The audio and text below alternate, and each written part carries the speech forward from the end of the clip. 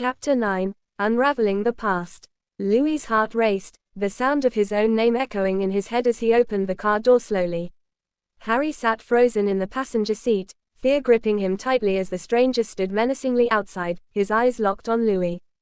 "Who are you?" Louie asked, his voice shaky but defiant as he stepped out of the car, trying to keep Harry shielded.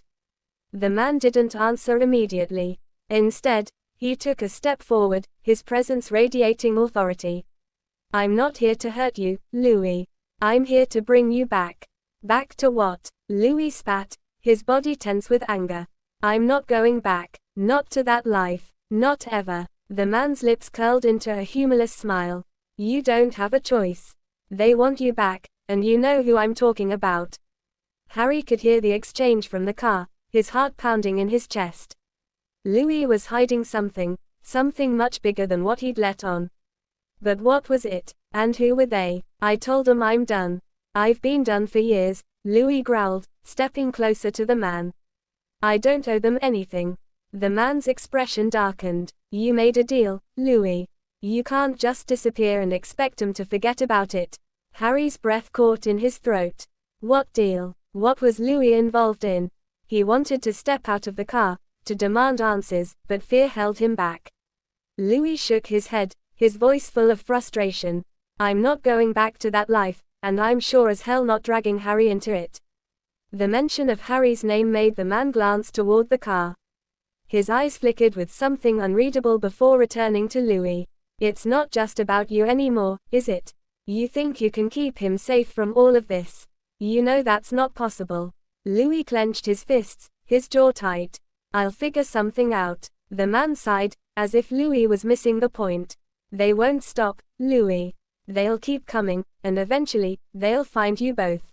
Get out of here," Louie snapped, his voice filled with desperation. "Tell them I'm done. I'm not part of their world anymore." The man looked at Louie for a long moment before shaking his head. "You've got a few days, at most. After that, it won't just be me coming for you." With that, he turned and disappeared into the shadows of the forest, leaving Louie standing alone in the clearing, his chest heaving as he tried to process the confrontation. Harry watched him, his mind racing with questions, but he didn't know where to start. Louie stayed still for a few moments before finally walking back to the car, sliding into the driver's seat without a word. The tension was thick, and Harry could feel it suffocating the space between them. "Louie," Harry began cautiously, his voice soft. "What's going on? Who are they?" Louie gripped the steering wheel tightly, staring ahead as if trying to gather his thoughts. He swallowed hard before speaking, his voice low and strained. "I didn't want you to get involved in this," he admitted. "But I guess it was inevitable." Harry frowned, his heart aching at the sight of Louie struggling with whatever weight he was carrying. "Involved in what? You have to tell me, Louie. I need to know what's going on." Louie sighed, running a hand through his hair. "It's complicated. More complicated than I can explain right now. But I used to be part of something, a world that wasn't exactly clean.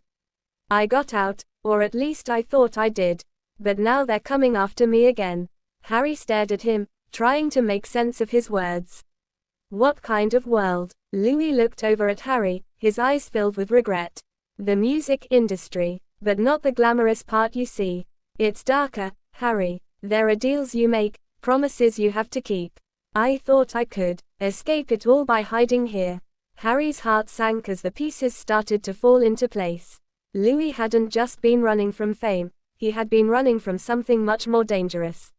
And now that danger had found them. "But why didn't you tell me?" Harry asked softly, his voice full of hurt. "I didn't want to scare you," Louie confessed, his voice breaking slightly. "I thought I could protect you by keeping you in the dark.